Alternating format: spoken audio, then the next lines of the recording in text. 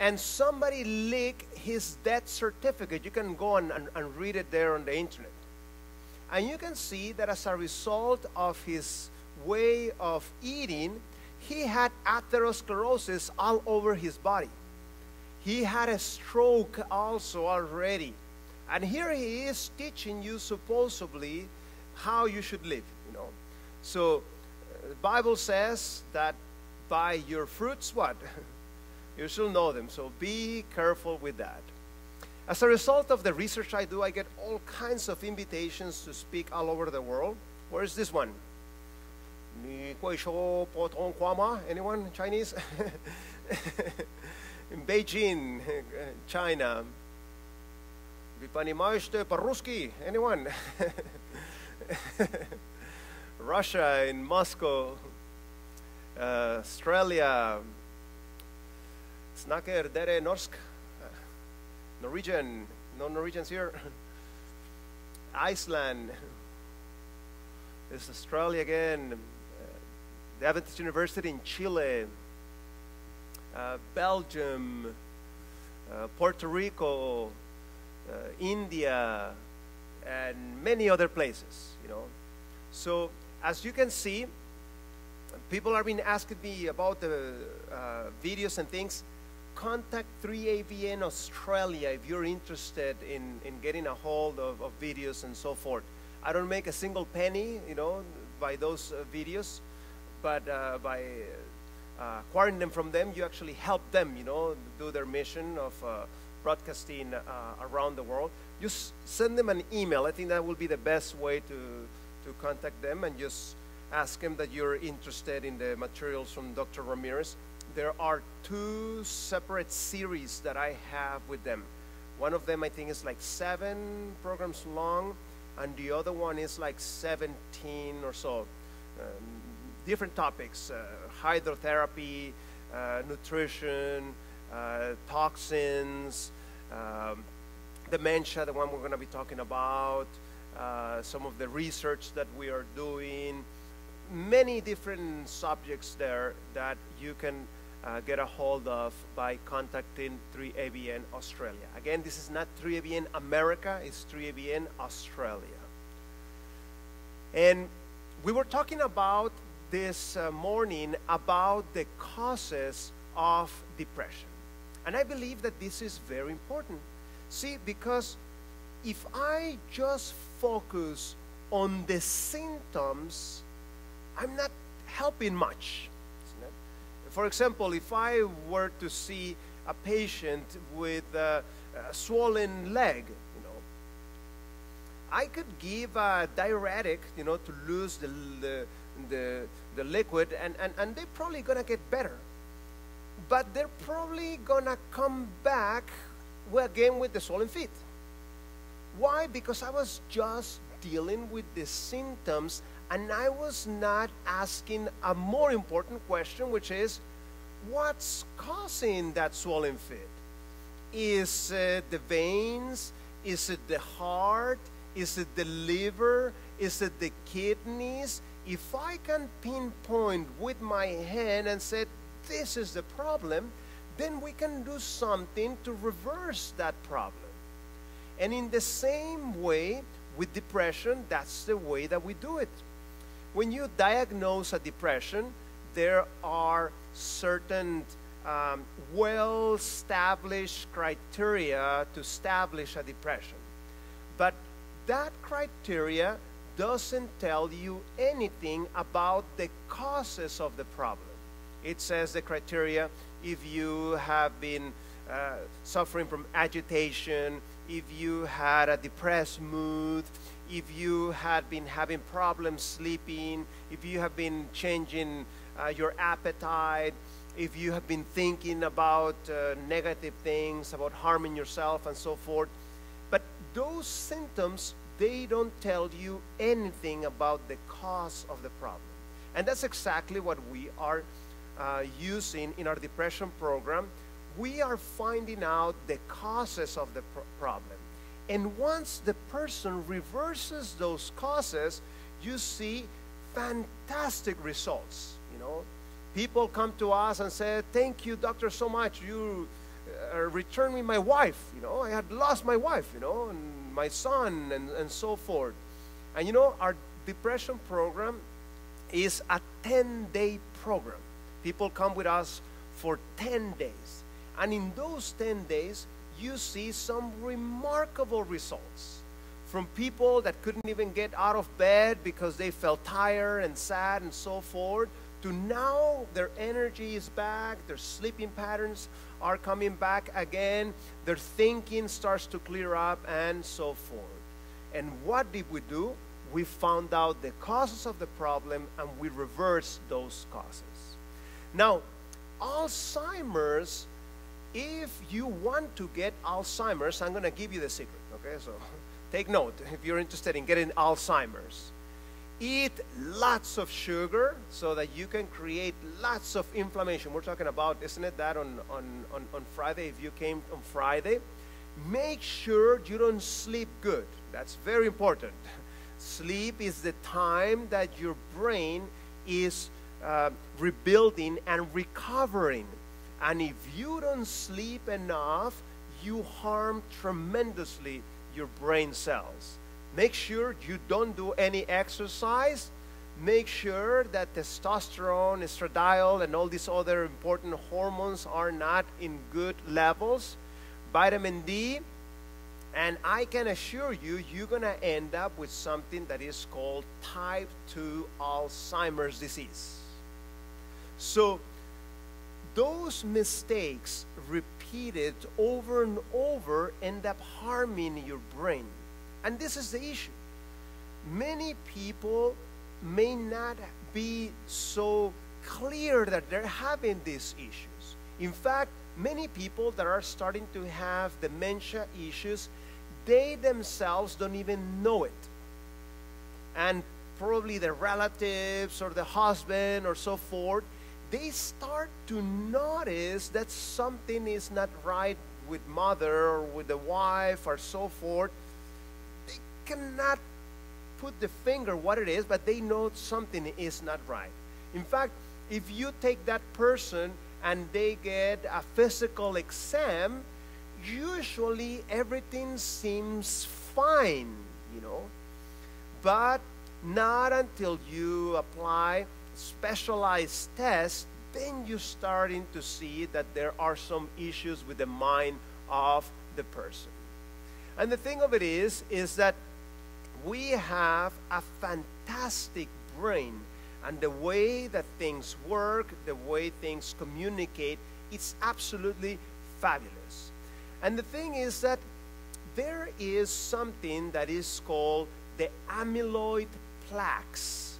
The amyloid plaques is something that starts to appear in the brain of someone that has issues with dementia. And that amyloid plaque is actually there for a reason. And it's interesting that they have been developing these experimental drugs in which they're able to eliminate that amyloid plaque in the brain of some of these people. And you know what happened? If you eliminate the amyloid plaque, the dementia actually gets worse. Now, that puzzles scientists a little bit until you understand the way and why the amyloid is there. See, if you are treating your brain in the wrong way, such as eating lots of fish and exposing yourself to mercury and so forth, the brain, in order to protect itself, starts building up that amyloid tissue in your head so that it can serve as a buffer, and those toxins stop harming so much the brain. So if you take away the amyloid, those toxins just go straight on the brain and cause more damage. So it is important to deal with that amyloid plaque, but first you need to start changing other things, and we'll talk about it in a minute. And we know that African Americans are twice as likely to end up with Alzheimer's disease. which is something very sad. And that has to do with some genetics, and in a minute we'll talk a little bit about it. And same thing with Hispanics also. They are also at higher risk, and regarding the Hispanics, that has to do with also some genetics regarding metabolism. Hispanics are very high risk of getting this type of problems. And 1 in 20 will get Alzheimer's by the age of 60, 1 in 5 by the age of 80. And the problem with Alzheimer's is that it is a very expensive disease. See, the patient that I have that has diabetes, I can see him once a month, and that's enough. You see him, you check him, and you send him home, and you're going to see him next month. Can you do the same thing with somebody that has Alzheimer's? Can you send him home? What happens? They may get out of the house and go wander all over the place and get lost, and you don't find them. You need to have, especially in the more advanced cases, 24/7 protection and watch care over them. Now, who's going to pay for that? That is expensive, to be paying for somebody to watch somebody. Well, let the government pay. Well, somebody has to pay that, and your taxes are going to end up paying that, and so forth. So as the mental health type of problems increase, you are going to see that the costs are going to increase. And you have to be watching all those people. So dementia is a continuum. It is not the same symptoms that everybody gets, but there is some variation there. And there are many factors that are involved in the development of this dementia. So we've been talking about dementia. What really is dementia? Well, there is many definitions. This is one of them. It is the decline of the processing of information. And let me clarify this. Some people get worried as they get older, and they feel sometimes the memory is not there and so forth. And they ask, what's the difference between normal aging and dementia? That's actually a very good question. Let me tell you this. How slow your brain slows down in a big way may be a reflection of the lifestyle that you have. In other words, somebody that has very poor lifestyle, very poor habits, they may slow down more their brains than what they should. And slowing down the brain, it's actually considered normal. Okay? There's nothing wrong with that. The intelligence should remain the same. So somebody very bright when they were young, the brain may work slower, but you still are very bright. And the opposite also applies. If you were not the bright type, well, I don't have much good news for you. You will still continue like that, but you shouldn't get worse than that. Okay? That's the way that things are going to work. In fact, a very fascinating research paper came out on the very important internal medicine journal that show that how fast you walk is directly related to how long you're going to live. So better get yourself, in a good exercise program because the speed of your walking determines longevity. And there's lots of logic because of this, there's atherosclerosis and so forth. The blood is not coming to the legs, and the person cannot have that mobility that they should have. So we said when things slow down, it's normal, But when things slow down and there are changes in personality and behaviors, that is not normal. that's when we start entering into the territory of dementia. For example, somebody that was happy and talkative and so forth, and then suddenly the personality changes completely. And now they're quiet, they don't want to talk to anybody and so forth. Something is not right there. And dementia is a term for many things. It's called an umbrella term because there are many different subtypes of dementia. And usually, to diagnose that dementia, what we do, we check into three different things. Number one is the memory issues. And see, as you get older, it's natural to start losing some of those memories. For example, let's say you went to some exotic island in the Indian Ocean and you try some fruit you have never tried in your life. And you get back home and you never saw that fruit. And then years later, somebody asks you, hey, what was the name of that fruit you tried there? You're going to be like, yes, I remember I tried it, but I don't remember the name. It's okay, it's normal, because you're not being exposed to that fruit every day. But if you are having problems remembering what is the name of a banana, something is not wrong. Something is not right there.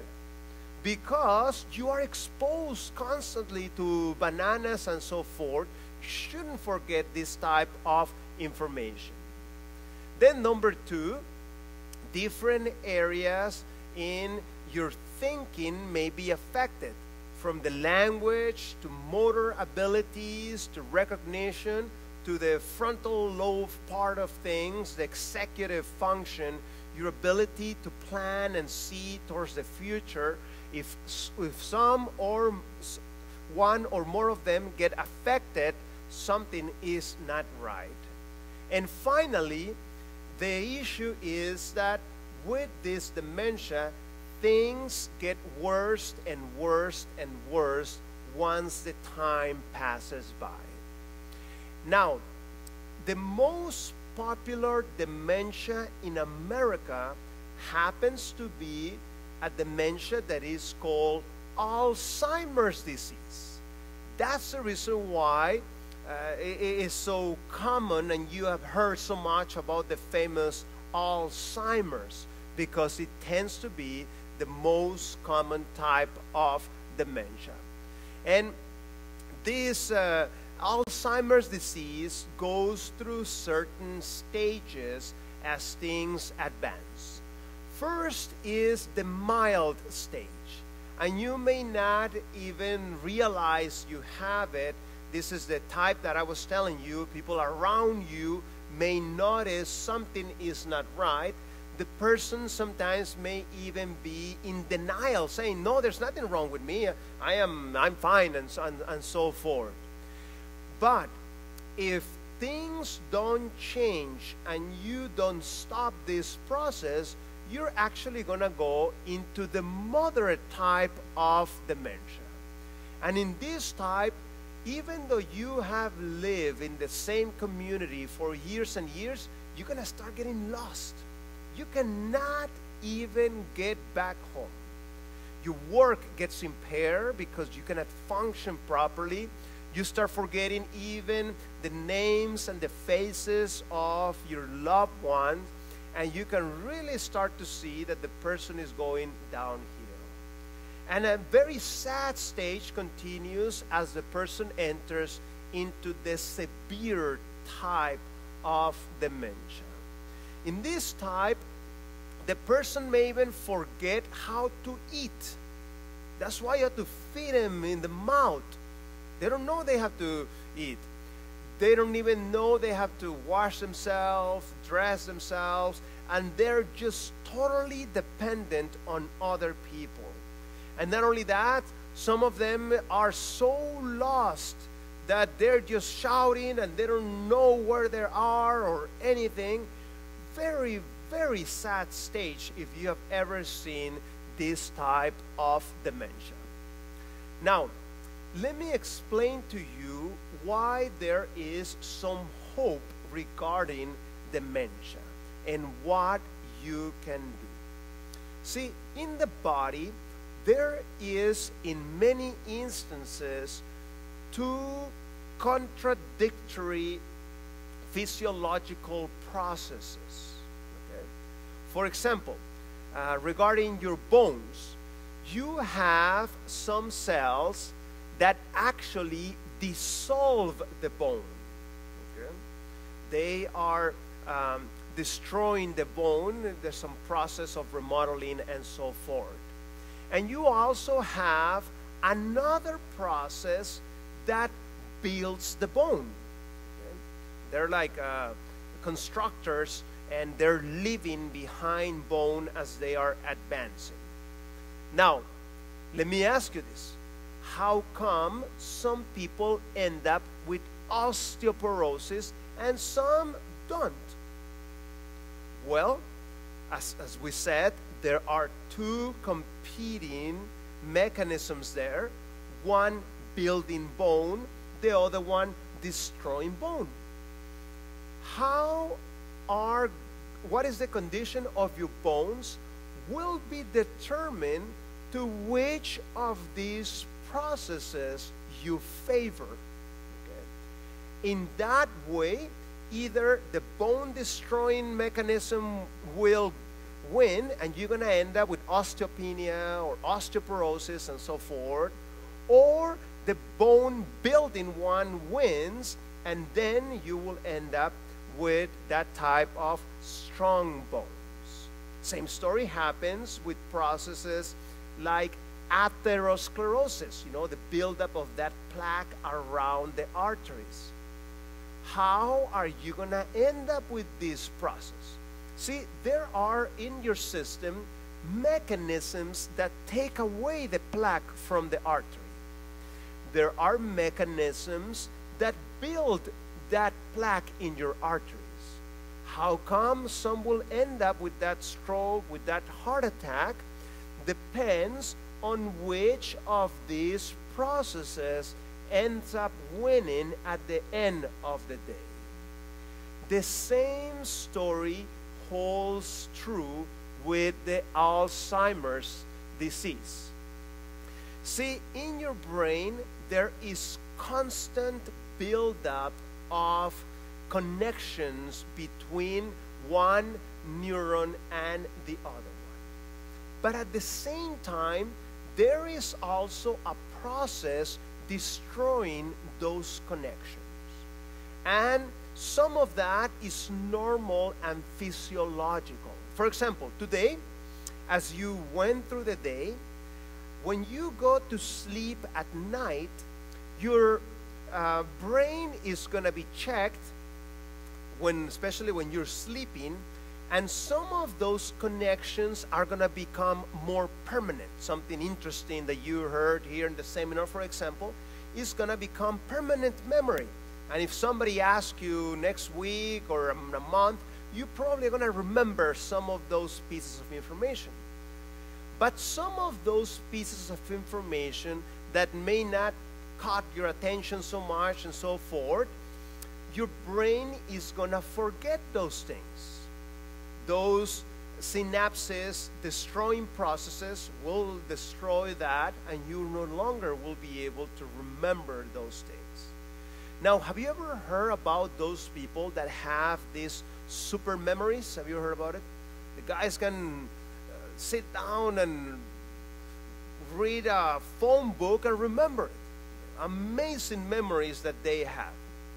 Now, studies show that those people don't end up doing anything with their lives because they don't have that ability to forget. Everything is the same, and they have problems interacting with other human beings. They're wonderful at remembering the phone book, but other than that, they won't do much in this life. So, why some people end up with dementia and some without it? It depends which of those processes are dominant. And let me tell you the shocking thing. studies show that from from the age that you're in your 30s, who is winning the battle may determine who is going to end up with that Alzheimer's at the ages 60 and so forth. So right now, your choices are going to have big implications later on. So the medical term for this building up of these connections and destroying them is synaptoblastic and synaptoclastic. Now, there are some research that has been done regarding medications. In fact, last time I checked, there were 244 well-done scientific studies trying to show if medication can stop dementia. You know what were the results? 243 of those studies show that medication didn't do a thing for the dementia. And there's only one medication that helps a little bit for a short time, and then it no longer works. So, as we were talking about on Friday on inflammation, if you think you're going to stop dementia with medication, I have bad news for you. This is not the way that we're going to win this battle. So, this is the hypothesis regarding dementia. Think about it as a roof that has 36 holes. Okay? Let me ask you this. What happens if you just plug in one or two of those holes and it rains? What happens? You're going to get soaked, isn't it? So the name of the game here is to try to find as many of those holes, identify them, and plug them in. And see, I see this mistake very often as I fly very much in the plane. For example, somebody next to me, I assume they're very worried about dementia because I see that they have this Sudoku and crossword, and they're like busy, working on this thing. So I assume they're very worried about that. But see, this is a problem. It's good to stimulate the brain and so forth, but the problem is that they're plugging in one hole and leaving the other ones undone. Because as I observe that person, when the beverage cart comes in and the choices of drinks are given, what does he choose? Wine. I mean, that's the wrong choice if you want to have a good brain, You got to plug in that hole, And then, once the food cart comes in, what they choose? The beef plate, Again, that's the wrong food if you want to have a good brain. And then as time goes on in the flight and things are getting late, instead of catching some sleep and so forth, what do? They're up there the whole night watching a movie and so forth. The wrong thing to do if you want to have good brain. Do you see my point? So you want to close as many of those holes as possible, because if you leave some of those holes undone, you will end up with problems later on. So there is also a genetic family. There are some people that in their families there is some genetic factor there regarding dementia. And there is a well-established gene called the APOE4. And this gene is interesting. See, studies show that people that have this gene are very good at fighting parasites. If you have this gene, It's hard for the parasites to infect you. It's hard for the parasites to win the battle inside your body. So, in the old days, when hygiene was not the best, this was very important, isn't it? Because many people would get exposed to parasites and things, and those that happened to have this gene had that protective mechanism against those parasites, and their odds of surviving was much better compared to that one that didn't have it. But today we tend to be much clean than in the past. You know, the principles of hygiene and public health and so forth, very well ingrained in the educational system and so forth.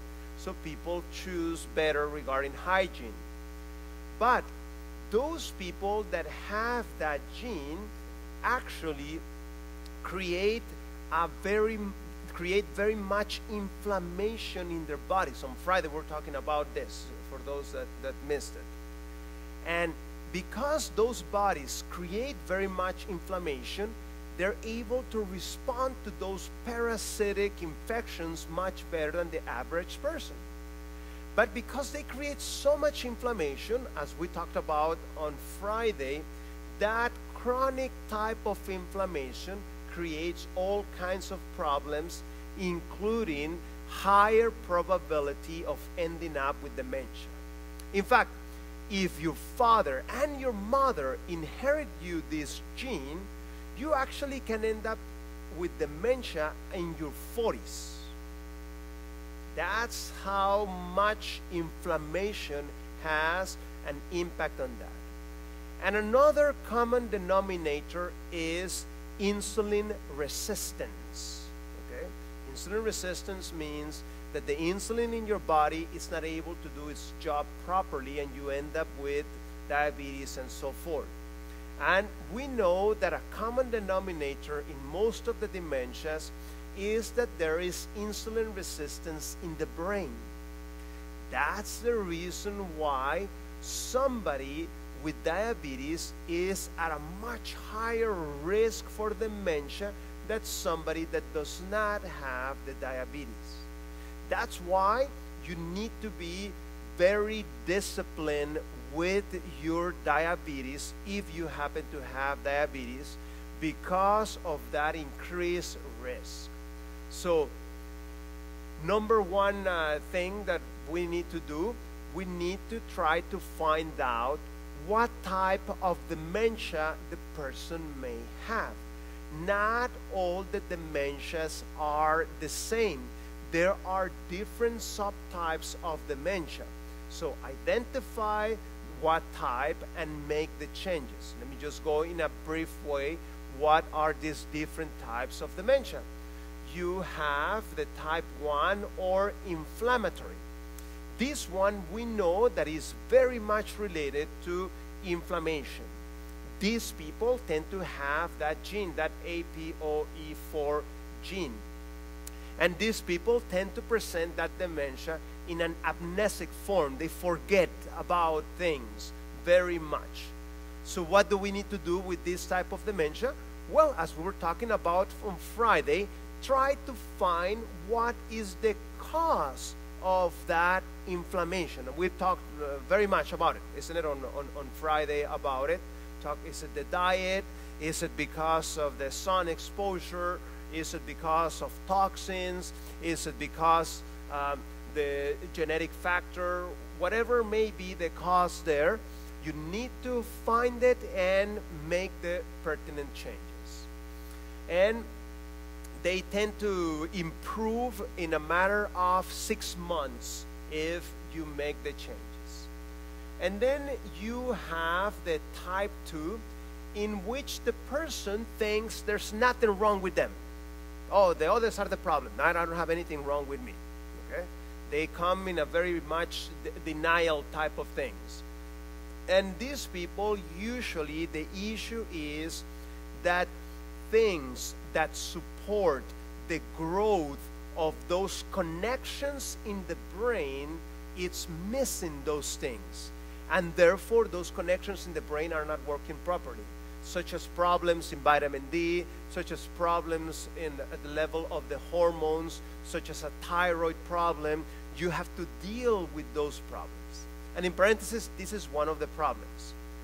Many times, when somebody is diagnosed with dementia, they tell them, I'm sorry, you have dementia. There's nothing we can do. Just take this pill and we'll see you in a couple of months. But many times they don't take the care to ask the question, excuse me, what is the cause of the problem? They don't do blood tests and these type of things to try to find vitamin levels and nutrition levels and hormones and insulin resistance and cholesterols and so forth, so that we can deal with those things. Rather, they say, I'm sorry, go home.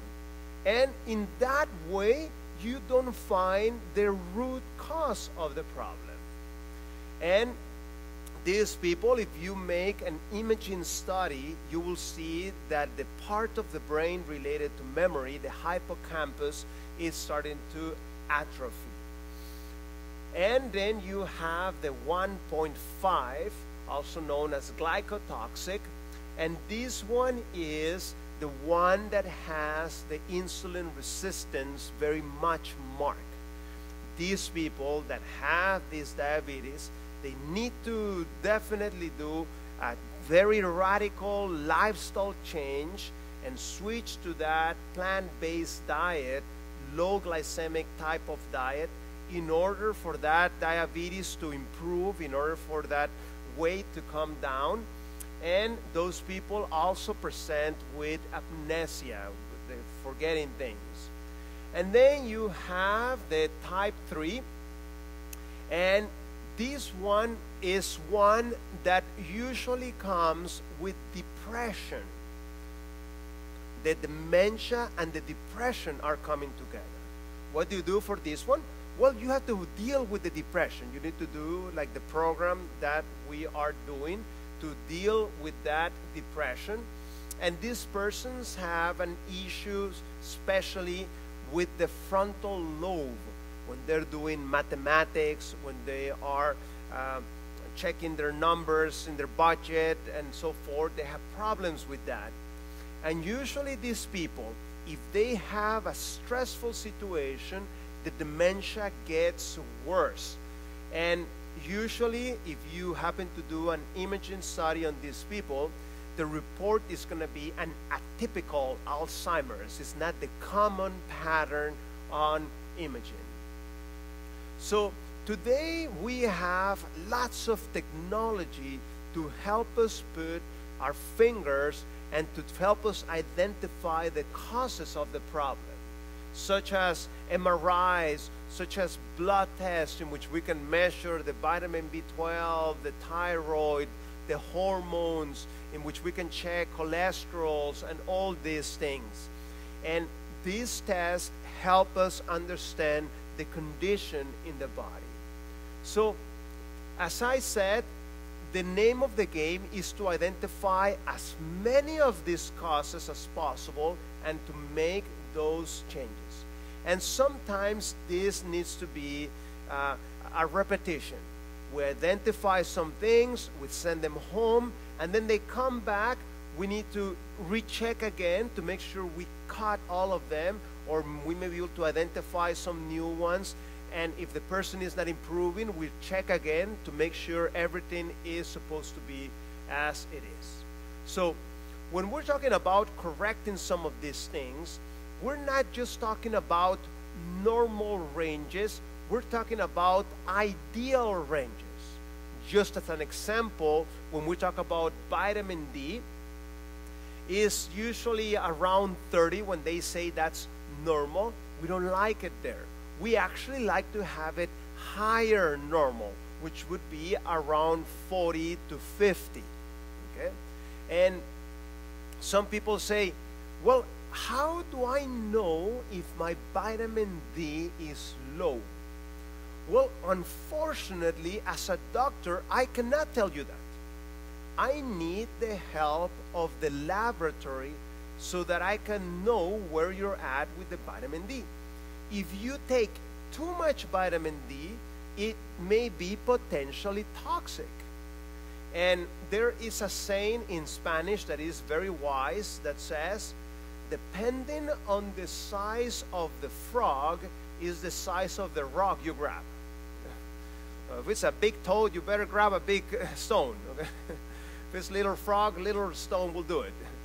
The same story holds true regarding vitamin D.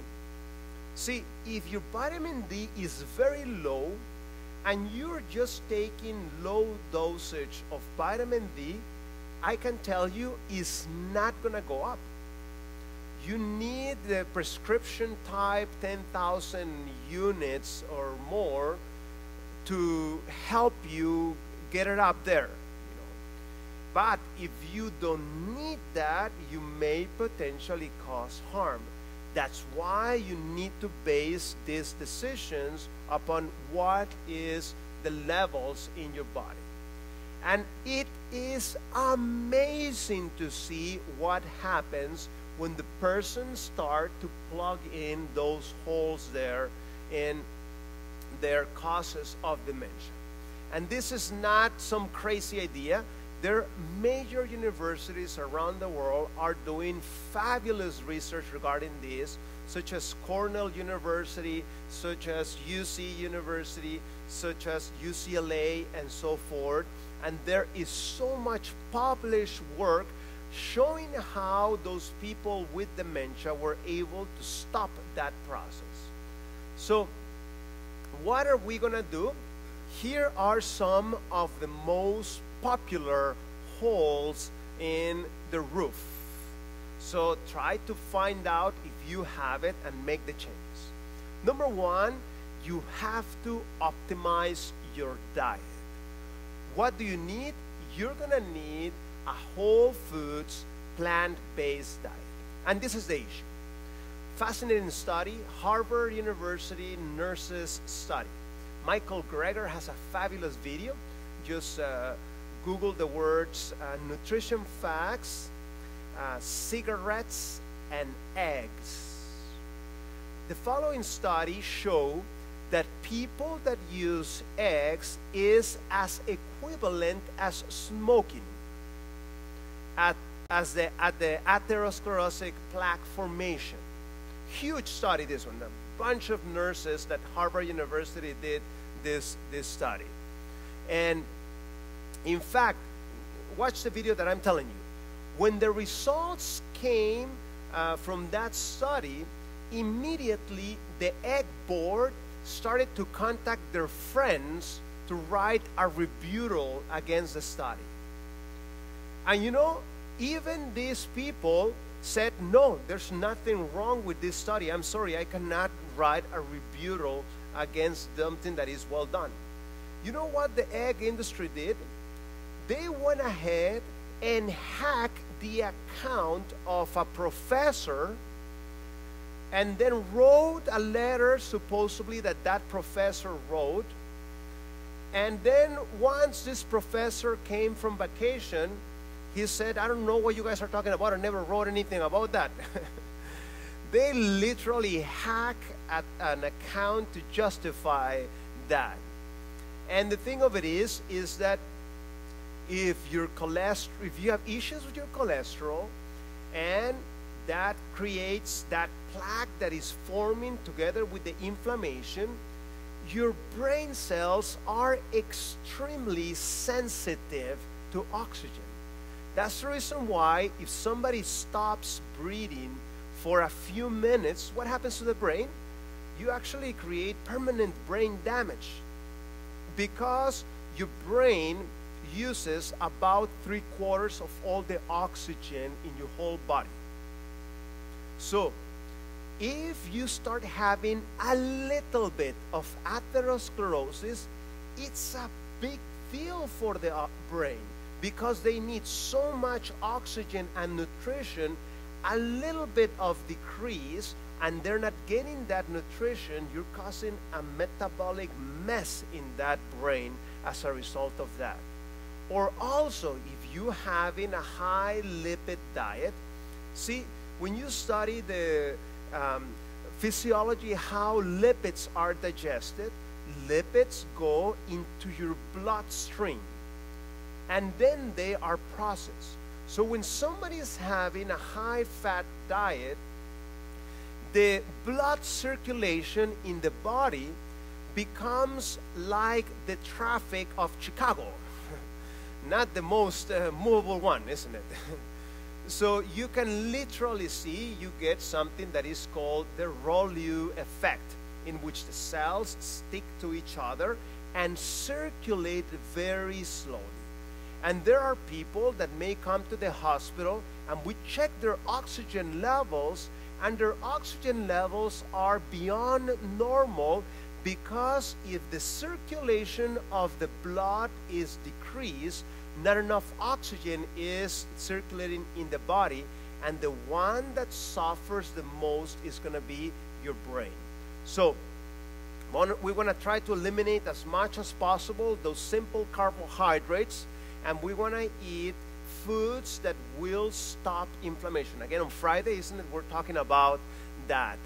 And we want to decrease the insulin resistance, and especially we want to stop that small particle LDL. The LDL is the bad cholesterol. It's the one that sticks to the arteries, because we know that if that's happening at the level of the brain, we're going to have very negative effects later on. Then we want to have some mild ketosis in our bodies, not by eating a high ketonic diet. If you're eating that type of high ketonic diet, I can show it to you in the laboratory that your bones are being affected, that your body is going into a permanent acidicity. And see, have you ever been sick and you're not hungry? Anyone? Have you experienced that? The reason why you are not hungry is because you fell into a ketonic state and you are in sick mode. So by following a ketonic diet, you're actually going into sick mode. Rather than doing that, what you need to do, you need to switch to a 2 meals a day plan. When you do a 2 meals a day plan, in the evening, when there is no food in your system, your body starts creating a mild ketosis, and you're actually benefiting greatly your brain. And the fascinating thing is that this is not the things that Adventists are teaching. This is coming from the secular world, which is fascinating, because the Inspire Pen talked about this years and years ago. There is, at the Physicians Committee for Responsible Medicine, a new researcher that I happen to know personally. She has some fabulous published research on this. For example, she's showing how somebody that has diabetes, the best way to deal with that diabetes may be the 2 meals a day compared to the multiple meals a day. Not only that, your ability for your body to recover during the night is related to the amount of food in your digestive tract. So your last meal should be 3 hours or more before you go to bed. And by doing that, that 12 hours fast. Now, please notice, 12-hour fast is especially if somebody is dealing with the current dementia. If you want to do this for preventive purposes, I'm not talking about 12 hours between breakfast and lunch, rather 12 hours between the last meal and the breakfast. Okay, that's what that 12 hours is that I'm talking about. And here it is, you know, that's her name. She is from Czech Republic. I know there's some Slavic people here. This is the paper that she published. This is one of the top journals on diabetes in the world. And it's talking about how eating 2 meals a day It's much more effective than those 6 meals a day regarding the control of a type 2 diabetic. Okay? So, this is not the only paper that she has. She has a lot of published work, and she is now the director of research of this Physicians Committee for Responsible Medicine organization. When I spoke in Loma Linda, I met her there personally. And also, New York Times had a very interesting article about how those fasting diets, they call them, sometimes you're going to find these under the term intermittent fasting. That may be another form that you find this. And it talks about how this 2 meals a day plan is one of the best ways to lose weight and so forth. And there is something that happens in the body. Any physiology book that you get that talks about how things work in the digestive system, for example, this is one of my physiology books, it talks about here how there is a special movement that is called the MMC. And the MMC is a special movement that the digestive tract does when there is 5 hours or more of fasting.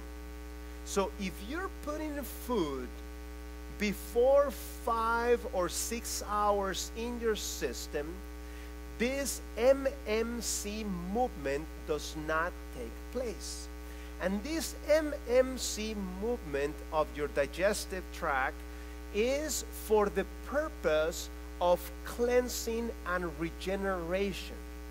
So that mistake of eating the whole day, it's absolutely horrible. You can go to the scientific literature and look for the following words: multiple meals and colon cancer. There are so many papers that demonstrate that eating at all times increases your risk of cancers. So beware of that. That is a physiological process. And think about this with the 2 meals a day. Suppose you want to urinate, okay? You're like really want to urinate. How do you feel better? To urinate just a little bit, and then just a little bit, or just a little bit, or to really urinate everything? How do you feel much better? To get it all out, isn't it? In the same way, that's what you're doing when you're eating multiple meals. Your body wants to eat, you want to feel satisfied. And by eating those multiple meals, you're tricking yourself. And you say, well, here's a little food, but not a lot. And here's a little bit, but not a lot. And it's the same story. So beware of that. That 2 meals a day plan is one of the best things you can do for mental health. Another thing, you need to sleep enough. And there is no negotiation on this one. Well, by doctor, but what if I eat sick? What if I sleep 6 hours? It's not enough.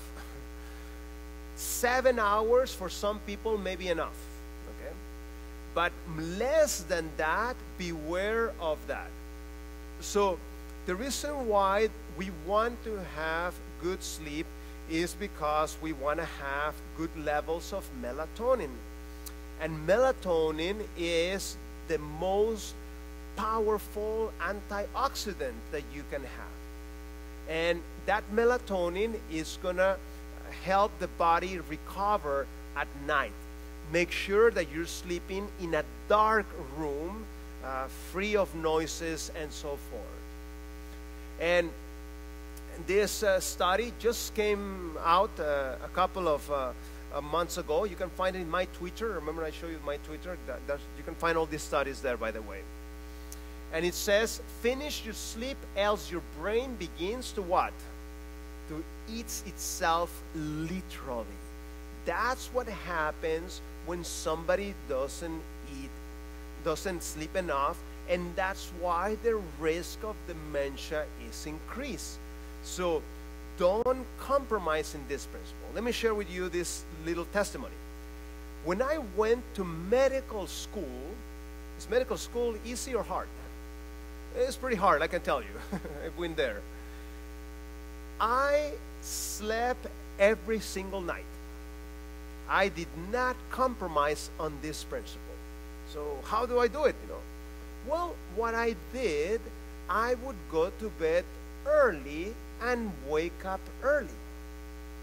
My other friends in medical school, they would be the whole night studying and so forth. And fascinating thing happened.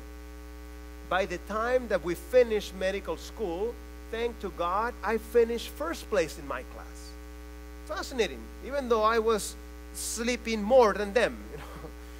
But I knew the physiology, how the memories are stored at night, so it doesn't make sense to compromise in your sleep, because then your ability to retain the information is not going to be there.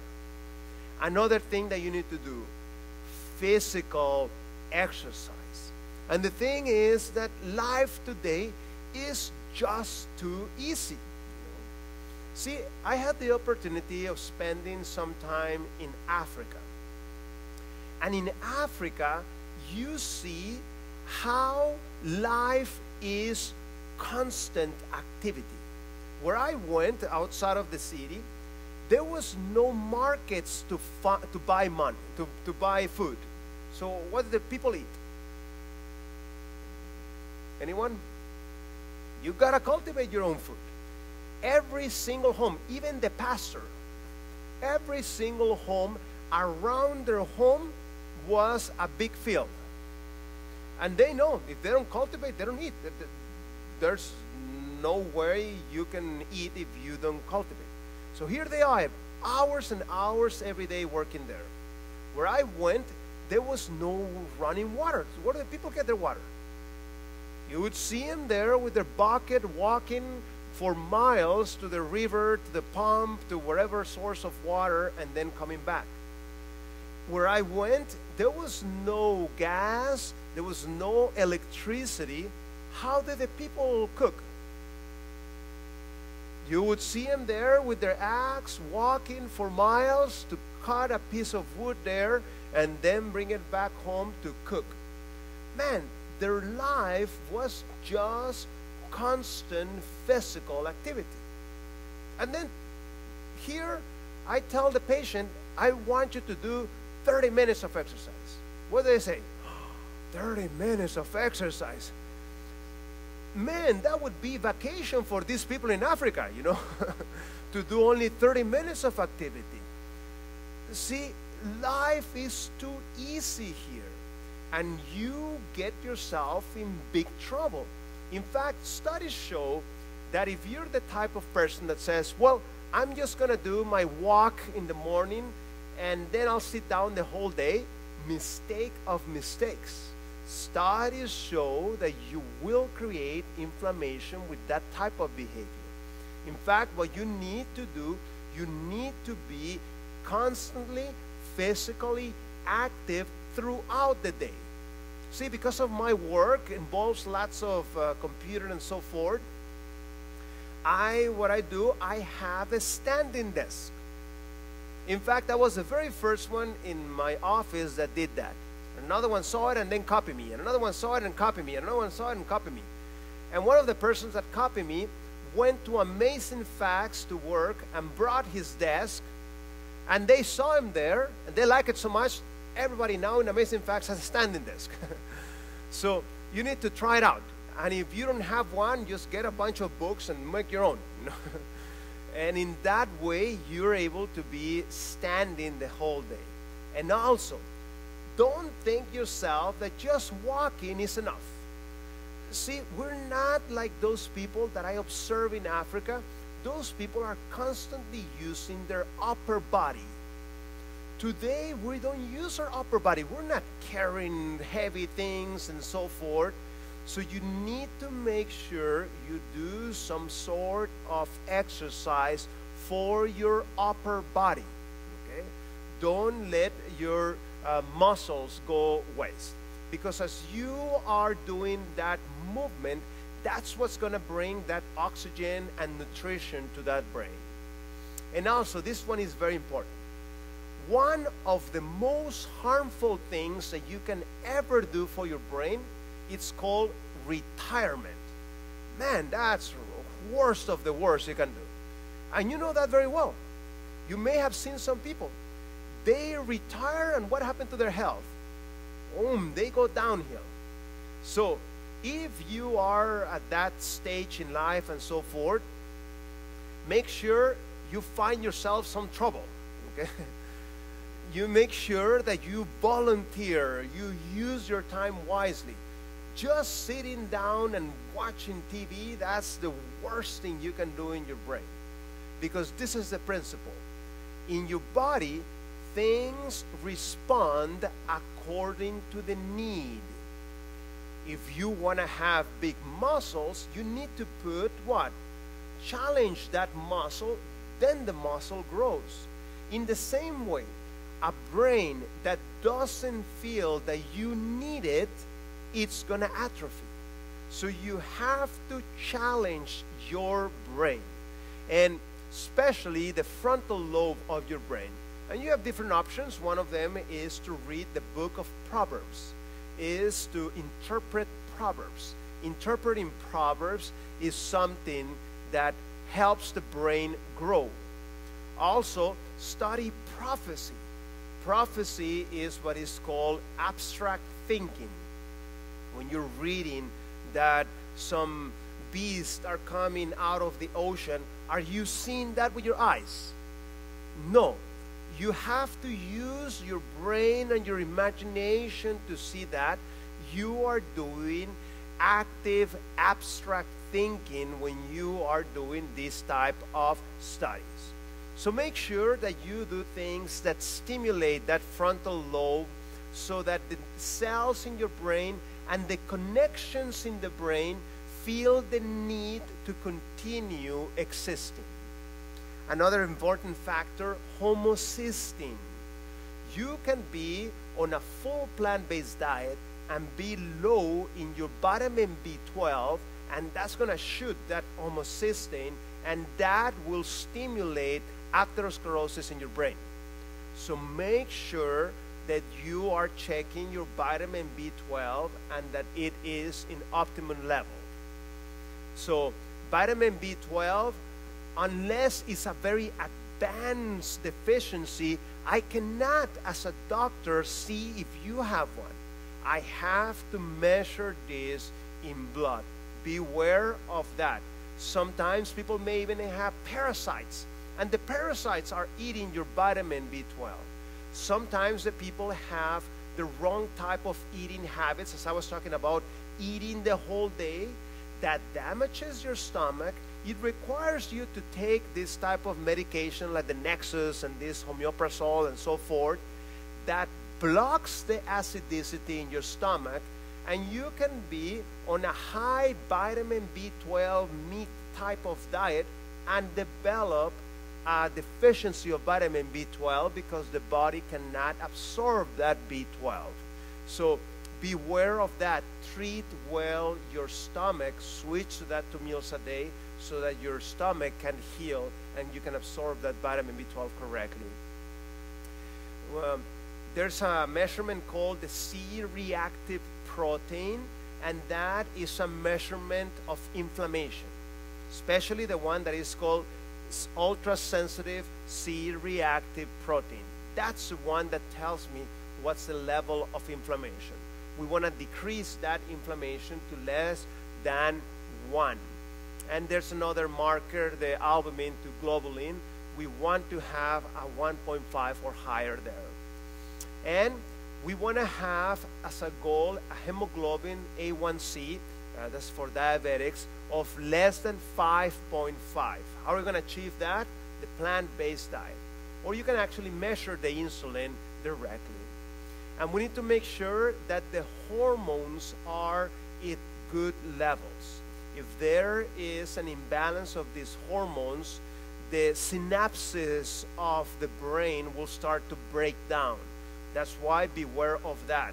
Studies show that somebody that passes through menopause and is having a hard time with their hormone levels, they're actually losing lots of those synapses per year. So you need to talk to a competent physician to find some strategy to deal with this. And also you need to make sure that you have good social support.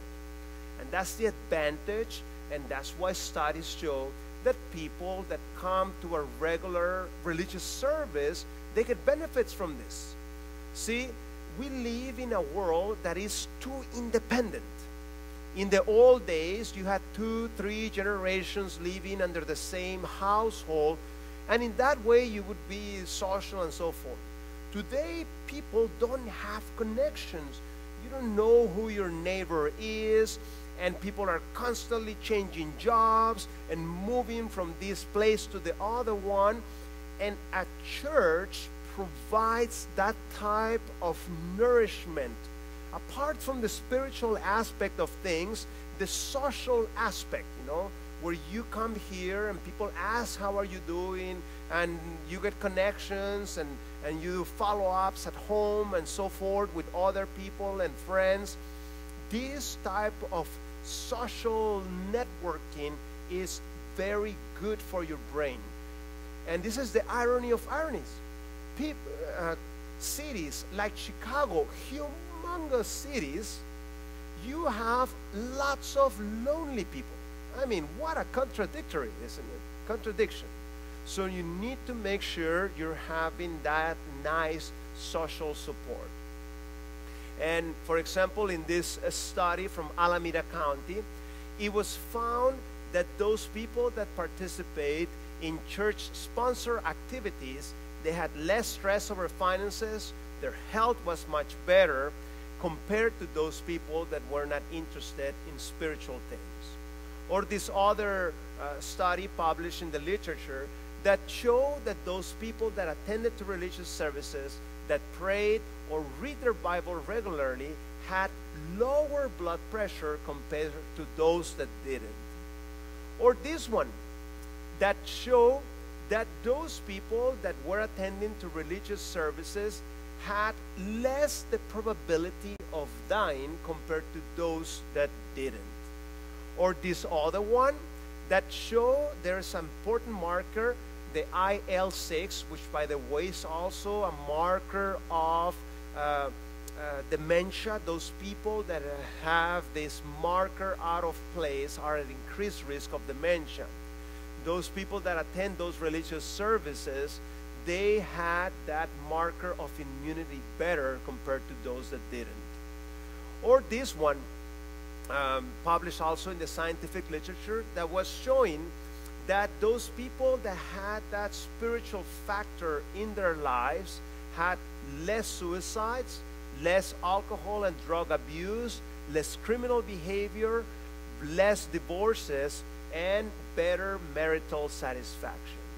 So make sure that you do things to decrease stress. People that are under a constant stress continually, those people are at much higher risk for dementia type of problems. So make use of the spiritual resources to deal with this, such as prayer, such as reading scripture, such as confession, such as forgiveness. These types of things, when you're holding a grudge and when forgiveness is not in your heart, what's happening to your level of stress? It's very high. Oh, but he did such and such thing to me and blah, blah, blah. And are you making things better with not forgiving? You're actually making things worse for you.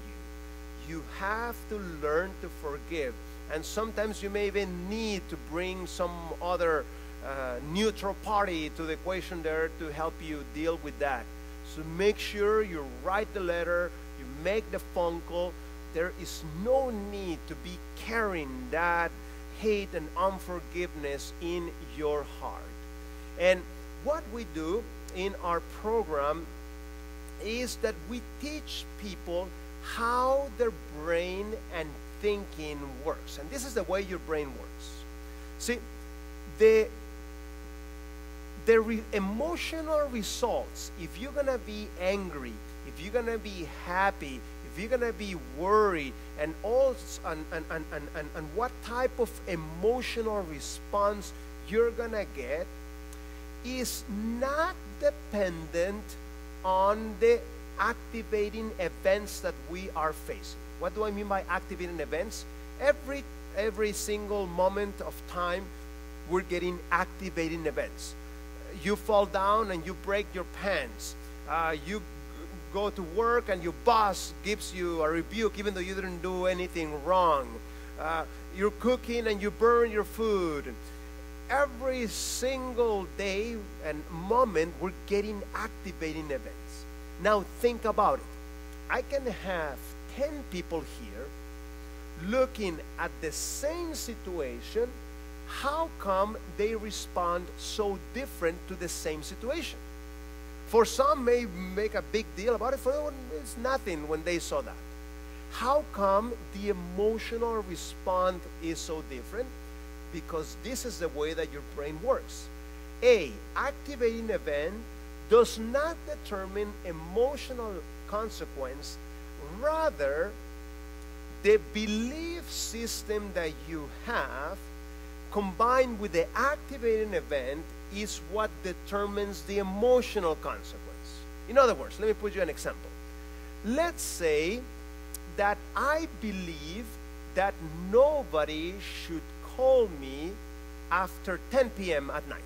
That's my belief system. Question: what happens if somebody calls me after 10 p.m.? Is there going to be joy and happiness in my heart? No, the emotional consequence is going to be negative because the belief system is incorrect. So let me show you. Is this thing running out of battery? There. Let me show you a biblical example so you can understand this concept. It's fascinating that this ABC that cognitive behavioral therapy is managing there's many examples of this in scriptures. We picked up the story just after Jesus' crucifixion. The disciples were discouraged and they were tremendously sad. And they didn't see a good future. And look at how the negative emotions were changed. And even if you are not a Bible reader, whatever, you're going to learn something from this example. Take notice. So we picked up in Luke 24:13-15. It says, "Now behold, two of them were traveling that same day to a village called Emmaus, which was 7 miles from Jerusalem. And what did they do first? They were talking to each other." Be careful, because what you talk has an effect, not only on you, but on others that are listening to you. And they talked together of all these things which has happened. So it was while they conversed and reasoned that Jesus himself drew near and went with them. Hint: when things are going rough and difficult, who is with you? You are not alone. So number one thing he does, he starts to reason with them. He starts to help them understand what is the problem. We go verse 16. "But their eyes were restrained so that they did not know him. And he said to them, what kind of conversation is this that you had with one another as you walk and are" what? "Sad." Now, let me ask you this. Did he needed to ask them this? Why did he ask them? Because he needed them to recognize what type of emotions they were dealing. If you don't recognize your own emotions, how can you receive the help that you need? So, continues verse 18. "Then the one whose name was Cleophas answered and said to him, Are you the only stranger in Jerusalem and have you not known the things which happen there in these days? And Jesus said to them, what things? So they said to him, the things concerning Jesus of Nazareth, who was a prophet, mighty in deed and word before God and all the people, and how the chief priests and our rulers delivered him to be condemned to death and crucify him. And verse 21, but we were hoping that it was he who was going to redeem Israel. Indeed, besides all this, today is the third day since these things happened. So number one thing, he starts reasoning with them. Second thing that he does, he starts to helping them realize which emotions were in their hearts. So let's fill in this A, B, C from the things that we just read. So number one thing we need to start is A. What was the activating event that we're reading just about? Jesus' crucifixion, exactly. Jesus' crucifixion was the first thing. They were a little bit discouraged, a lot discouraged, because they saw that crucifixion was unfair, the judgment was unfair, the charges were not right, the punishment was not right, everything was wrong about it. The emotional consequence had been sadness, anxiety, loss of hope, and they didn't see future brightly. But why did they end up there? Is because the belief system was wrong. See, they had the wrong belief system. They thought that Jesus was going to be a military leader, and he was going to build an army, and they were going to go and fight with their swords literally against the Romans and all these people that were giving them trouble. And that's why they were so concerned about the government. Oh, Jesus, who is going to sit on your right hand, and all this fighting they had going. Who are you going to give the Department of Education and so forth? It was just a big fight because they thought that Jesus was going to make a kingdom down here in this earth.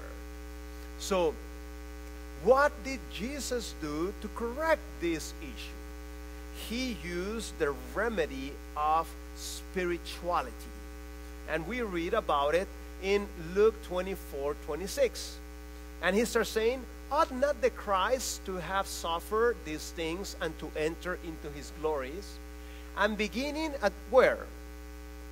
From Genesis, he started doing what?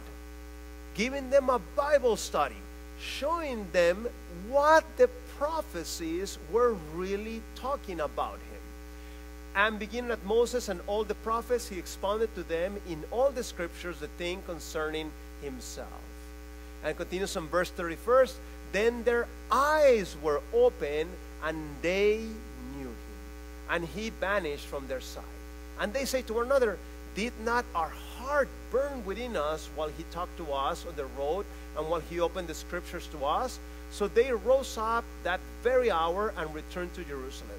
And he found the 11 and those who were with them gathered together, saying, the Lord is risen indeed and has appeared to Simon. And they told about the things that had happened on the road and how he was known to them in the breaking of bread. So let's summarize what we have been learning. A, activating event, Jesus' crucifixion. B, now the belief system was changed, and now they understood these things have been prophesied, and he was just fulfilling the prophecy. They have been sad, but now that sadness was converted into joy and passion and mission. And the wrong beliefs were removed, and from disillusion, they were converted into a passion for a mission. And now those believers had courage, and they started blessing others. And first there were 12, then they went to Jerusalem, then went to Samaria, and then they went to the whole world as a result of a change of that therapy. So make sure that you deal correctly with your thinking. Another thing, you need to make sure that you're implementing probiotics in your diet, okay? And those probiotics and prebiotics, some that promote the good growth, some that bring some of that healthy bacteria, will decrease inflammation, that we were talking about with the gut on Friday. And also make sure that you are decreasing some of those plaques by incorporating things like curcumin, like turmeric, and that you are using things like Indian ginseng. And make sure that you're having the right nutrition for having the right connections in the brain. As we mentioned, make sure the vitamin D is in the range that is correctly. Make sure that you're stimulating that brain so that those connections are continuing to exist. Make sure that you're eating an antioxidant-rich diet. And make sure you avoid alcohol. This one is also in my Twitter. If you go and look for this article, it says even moderate drinking is linked to brain structure changes, affecting very negatively your cognition. And make sure that your zinc and copper is in the right level. And this one is huge. Make sure you don't have sleep apnea. And if you have sleep apnea, you better go and find a competent health professional. Today, there are so many treatment options for sleep apnea. And if you are not breathing correctly at night, it's like eating a huge steak every day. You are creating tremendous amounts of inflammation. You can end up with dementia, but also you can end up with heart attack. You can end up with stroke, something very serious. Deal with this as soon as possible. Make sure that you eliminate any sources to toxic metals, such as the mercury, such as the lead, such as the cadmium, and even chelate. Remove those metals if needed. There's blood tests and laboratories that can help us understand this. So as you can see, the name of the game is to identify those causing factors and try to stop as many as possible, including the plant-based diet, the 2 meals a day program, the stress reduction, the sleep improvement, the exercise, the challenge of the brain. Vitamins only if you need them. If you don't need them, you shouldn't be taking them. And the usage of probiotics to encourage a good gut health in you. So let me share with you, this is a published case in journal Aging, in which it tells us about this lady that had a very strong family of dementia. She starts to forget as she is reading. By the time she gets to the end of the page, she doesn't have a clue what she read about. And even though she has lived for a long time in the same place, now she's getting lost. She cannot get back home. And she noticed that once she is starting to change and identify those different factors, all those symptoms of forgetfulness and getting lost disappear. And she was able to continue working and continue functioning in an optimum manner. But she got a problem with a flu, with a stomach flu, and she got off the program and started eating wrongly, not sleeping enough, not exercising. And immediately she started noticing how her memory problems started to come back, how she started to get lost again. And that served as a warning to get back on the program. And the paper publishes how she is now in her 70s. She is completely asymptomatic, and she continues to work full-time as a result of following this program. So as you can see, there is a lot that you can do for your mental health, and our choices will have consequences even if we may not like it. Well, thank you very much, and I believe we're going to do a couple of questions, isn't it?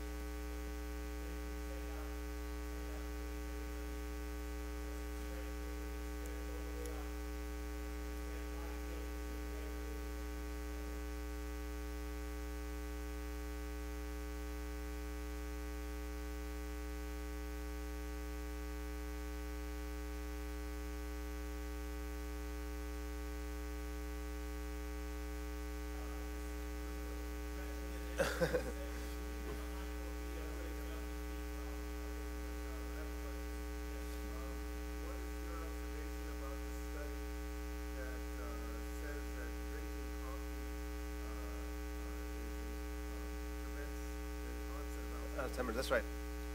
This is something very interesting. As we were talking about Friday, we learned about a principle that the press uses, which is people like to hear what? Good news about their bad habits. So usually the press is looking to somehow justify the bad habits. It's very interesting, the question that he asked. There was a study that came out recently that was showing that those that drink coffee had less levels of dementia compared to those that didn't. Now, this is the interesting thing. At the same time that that study came out, a second study was published with bigger population, and it showed that those drinking coffee actually had higher levels of dementia. Now, the funny thing is that the press didn't touch that one. The one that the press chose to give publicity was this other study. And this is the issue. You can go to my YouTube, dramirez.com, and look for a video that I have there on how 1 cup of coffee decreases blood flow to the brain by 1/3. This is on a small clip from ABC News. Go and find it there on my dramirez.com. Little 45-minute clip there. And this is done in a physiology laboratory. The person gets an MRI, functional MRI, to show the blood flow to the brain. Takes 1 cup of coffee, only 1 cup of coffee, and then they take a second study, functional MRI, and the blood flow has decreased in 1/4. Fascinating. And what do we say? Things that affect blood flow to the brain, are they good or bad? They're bad for the brain. So by doing that, you create lots of problems. And see, it's like my patients that I get. I call coffee the contradictory drug, because they come to me because they have issues with diabetes. Well, coffee increases glucose in your bloodstream. They come to me because they have issues with hypertension. Coffee increases the hypertension in the body. They come to me